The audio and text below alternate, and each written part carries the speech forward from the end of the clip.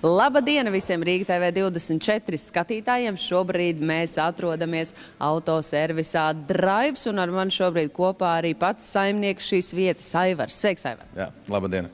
Nu, stāst, kā labi sokās. Skatos, ka darba laikam ir pilnas rokas, jo mašīnas, izskatās, ka pat stāv rindā uz to labošanu. Darbs pietiek, jā. Iekšā ir visi pacēlē aizņemt ārā stāvo mašīnas, kas gaida apkopi, pirms ziemas sagatavot. Lūk, tuvojas ziema, tu jau minēji, ka gaida apkopi, tad kāda ir tā apkopa, tie galvenie pamatprincipi ziemas apkopē, kuri tad ir nepieciešams arī tos veikt? Principā apkopa nepieciešama gandrīz visām transporta līdzekļu sistēmām. Tas ir bremžu sistēma, dzeses sistēma, degvielas padeves sistēma, eļļošanas sistēma un pats pirmais, ar ko vajag sākt, par cik ir 1. decembris, tepat jau aiz durvīm klauvē riepu nomaiņa.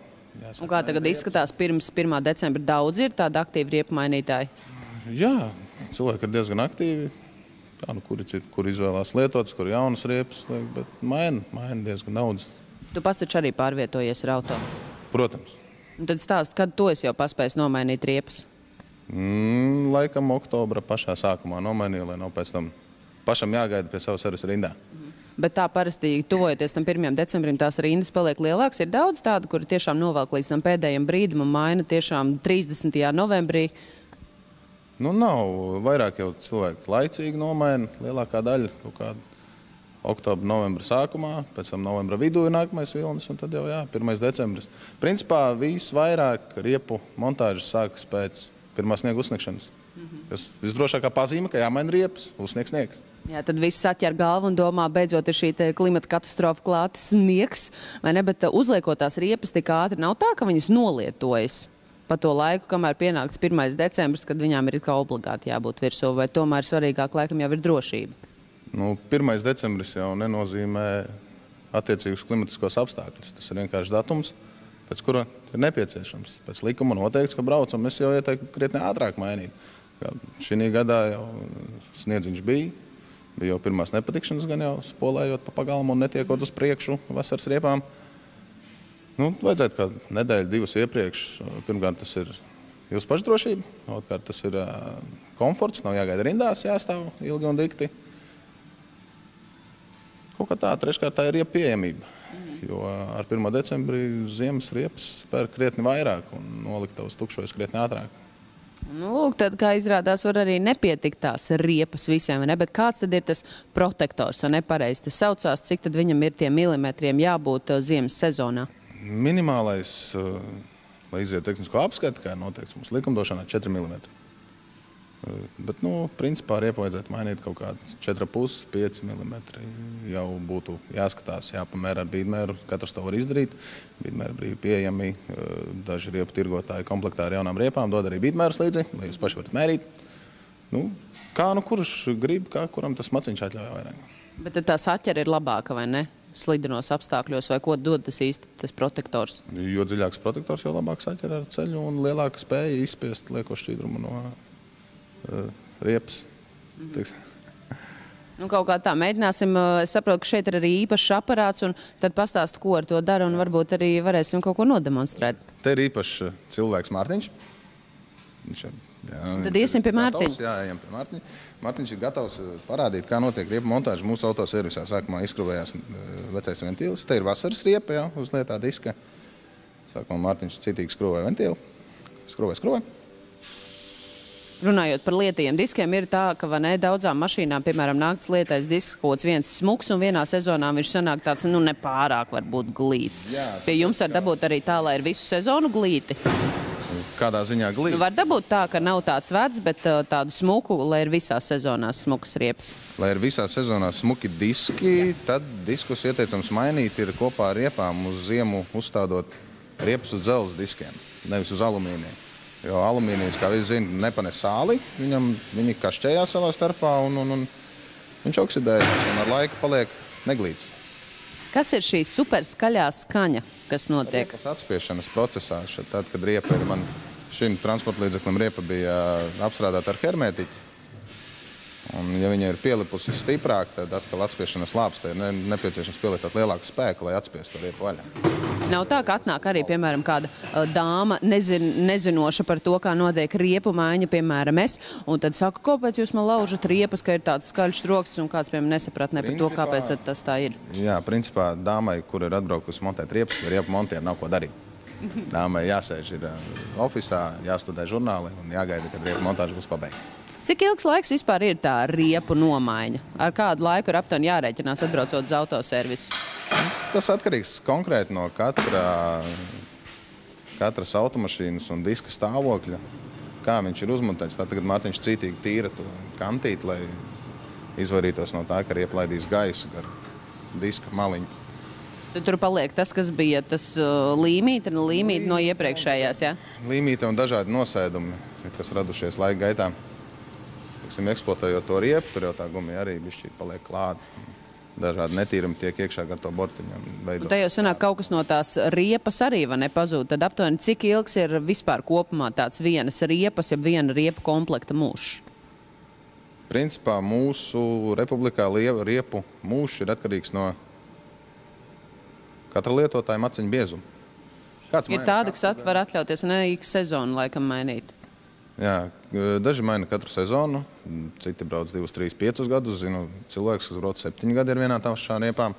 Tas nav īpaši droši, jo tā gumija jau ir zaudējusi savas elastīgās īpašības. Viņa kļūst tāda cietāka un nenodrošina vairs to foršo saķeri, kāda nepieciešama ziemā. Un kas tad var notikt? Var notikt grāvis. Var transporta līdzeklis grūtāk vadāms un bremzēšanas ceļš ievērojami pieaug šādām riepām piedaloties satiksmē. Tāpēc arī iegādājoties riepas, vajadzētu pievērst uzmanību riepu ražošanas datumam. Tūlīt atkal būs liels troksnis, ja? Kā lūdzu? Es saku atkal tas lielais troksnis, no kā es jau iepriekš minēju, no kā es baidos. Šī te ir maza riepiņa, maza izmēra riepiņa 14. rādījus, tā ka tur tas troksnis nav tik traks un viņa ir samērā mīksta. Jo korts ir cietāks, jo lielāks gaisa spiediens ir nepieciešams, lai riepa nostātos vietā, jo lielāks troksnis ir pēc viņa montējot. Ņemot vērā tos mūsu Latvijas iedzīvotājus un visu pārējo, kāds tad ir tas iespējamais ejošākais riepas izmērs Latvijā, vispār tāds iecienītākais, kas tad paredzēts visvairāk ejošiem arī braucamrīkiem? Principā ejošākā 14. rādījusa riepa, 165, 70 aptuveni izmērs. Tā ir populārākā riepa opelīšiem, golfiņiem, 3, 4. Tādām mazām un vieglām automašīnām. Kompaktām mašīnītēm, vieglai automašīnai. Nākamais ir 15, 195, 15. Augstums ir 65% no 195 platuma. Un tas ir nākamais ejošākais. Jo uz vasaru daudz cilvēku liek platākas riepas, platākas riepas ar zemāku pašu riepu uz diska. Un ziemā atkal ieteicams ir pacelt mašīnu nedaudz no sniega, tāpēc uzliek augstākas un nedaudz šaurākas, lai nodrošinātu labāku saķeri. Saka, ko Mārtiņš šobrīd dara? Tur visādi cipariņi mirgo, kaut kas tiek pārbaudīts, kas notiek šobrīd? Mārtiņš tagad veic riepas balansēšanu pēc montēšanas, kad riepa ir mainījusi savu stāvokli uz diska. Nepieciešams balansēt riepu, lai pēc tam mums nekritītos transporta līdzeklis, nevidotos vibrācijā, un vibrācijas rezultātā var arī veidoties riepas nevienmērīgs nodilums. Latviešu valodā sakot, var riepu nograust, veidojot protektorā tā kā zobiņus nelielus atstājot. Daudziem nav tā, ka arī saka, un, piemēram, it kā pēc būtības ir tā, ka palaiž stūri vaļā, tad mašīnai vajadzētu iet taisni. Un daudz saka, sāk mašīna iet uz vienu sāntu, saka, man būs laikam jābrauc nobalansēt riepas. Tad tas arī tā varētu būt, ka mašīna sāk vienkārši kustēties uz vienu sānu. Tas vairāk nebūs atkarīgs no balansēšanas riepu, tur vairāk pie vainas būs nepareiza riteņa ģeometrija. Tad pēc riepu maiņas vēlams vismaz pārbaudīt, ir kādā stāvoklī transporta līdzekļa rītošā daļa, un veikt nepieciešams gadījumā arī regulēšanu, savirzē tieši riteņa novietojumam uz transporta līdzekļa. Savirze, sagāzums, tie atsevišķi regulējās. Tas ir jaunām riepām, tas ir gandrīz obligātā kārtā, lai novērstu riepas kaut kādu nevienmērīgu nodilumu rašanos. Cilvēkam, lai saprotams, nograuž vienu malu riepai. Un viss pārējais protektors kā jauns, un kaut kur dažu mēnešu laikā var jau sabojāt jaunu riepu. Tāpēc vajadzētu savirzi veikt. uztaisīt regulēšanu. Tāpēc jānāk un uz servisu jāmaina tās riepas. Pašam nav ko nemainīt viņas mājas apstākļos, bet saka, neskaitot riepas. Tā ir viena lieta, ko pie jums var sadarīt, bet kas ir vēl tāds varbūt ejošākais pakalpojums pie jums tuvojoties ziemas sezonai? Ziemas sezonā vairāk cilvēki arī maina degvielas filtrus, eļļas filtrus kopā ar eļļu un gaisa filtrus. Transporta līdzekļiem atļauj vieglāk elpot, un gaisa filtrs nodrošina labāku gaisa pieplūdu visiem nepieciešamiem gaisa masas mērītājiem, visai degvielas sistēmai un ļauj efektīvāk sadegt degvielai, un līdz ar to pamazinās degvielas patēriņš un palielinās transporta līdzekļa jauda. Teiksim, viņa ir tāda, kāda tai ir jābūt. Un eļļu mēs mainām tāpēc, ka mums eļļa ziemā paliek mazāk viskoza, viņa vairs nenodrošina to slīdamību, kādu viņa nodrošina silta, un ir grūtāk piestartēt tieši pie starta transporta līdzekļiem griezt dzinēju kloķu ārpstu un darbināt kustošās detaļas. Un principā Mārtiņš savu darbiņu ir padarījis, ne? Ir izdarījis savu darbiņu. Mārtiņš tagad atmontēs atpakaļ gan jau riepu, par cik tas ir mūsu sagādas auto riepa. Tas ir uz maiņu disks. Un tad, principā, ar to laiku arī ir jārēķina tā, ka šī bija viena riepa, tad jārēķina noteikti reiz 4, vai ne? Un tad tāds varētu būt vidēji tas riepas nomaiņas process, vai vēl tad tā piemontēšana un nomontēšana ir jāpieskaita? Tā tad reiz 4 un vēlreiz 2. Apmēram mēs ņemam laiku.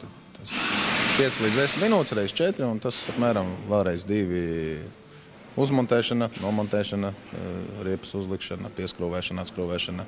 Un uz pacēlāja automašīna arī tāpat ir neceļās augšā, vai tomēr kādu laiciņu, kādas 50 minūtes, kamēr automašīna paceļ, nolaiž, noņem ķepas, viņi ir gatavi startēt. Ja principā ar kādu 40-50 minūtēm būtu jārēķinās, jā?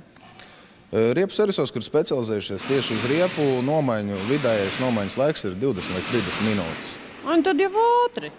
Tur strādā 3 cilvēki pie vienas mašīnas. Tad to var izdarīt ātri. Tas ir riepu sezonā, kad ir transporta līdzekļu nepārtraukta plūsma, kad gaida ārā cilvēku rinda. Tad mēs optimizējamies uz riepu maiņu. Strādā, var teikt, tikai mainām riepas. Un tad mēs to darām ātrāk. Un kāda ir aptuveni tā samaksa par riepu nomaiņu? Šādas riepas 14. nomaiņa lietais disks izmaksās apmēram 20 eiro. Visas 4 nomaiņa, balansēšana un nolikšana uzņemšana. Visām 4 riepām? Visām 4 riepām. Diezgan izdevīga cena, vai ne? Principā vidējā cena pilsētā. Tas nav ne pārāk lēti, ne arī dārgi. Nu tad kāds būtu tas tavs nobeiguma ieteikums visiem tuvojoties ziemai? Kas tad vēl ir jāpaspēj izdarīt? Vēl ir nepieciešams nomainīt transporta līdzekļu filtrus, eļļu, dīzeļu mašīnām, ko vēl svecis jāpārbauda un vajadzības gadījumā jānomaina, lai nesanāk tā, ka no rīta jūs ejat pie savas mašīnas, gribat braukt uz darbu un čuš. Bet principā, vai ne? Ko mēs varētu darīt, skatītāji? Visu to, kas jums ir jāizdara, jūs noteikti varat izdarīt šeit autoservisā. Drives, teikšu tev paldies, Mārtiņ, ka iepazīstināji mani ar visu to riepu nomaiņu, visu pārējo procesu. Tā kā, saku, tieksimies vien šajā servisā, vai ne? Jā, ja nepieciešams arī, teiksim, kā ģeometrijas regulēšana. Mēs arī to veicam. Mums ir savs bremžu stends, pārbaudam bremzes, apkopjam. Varam visu izdarīt šeit. Tā kā tiekamies servisā Drives.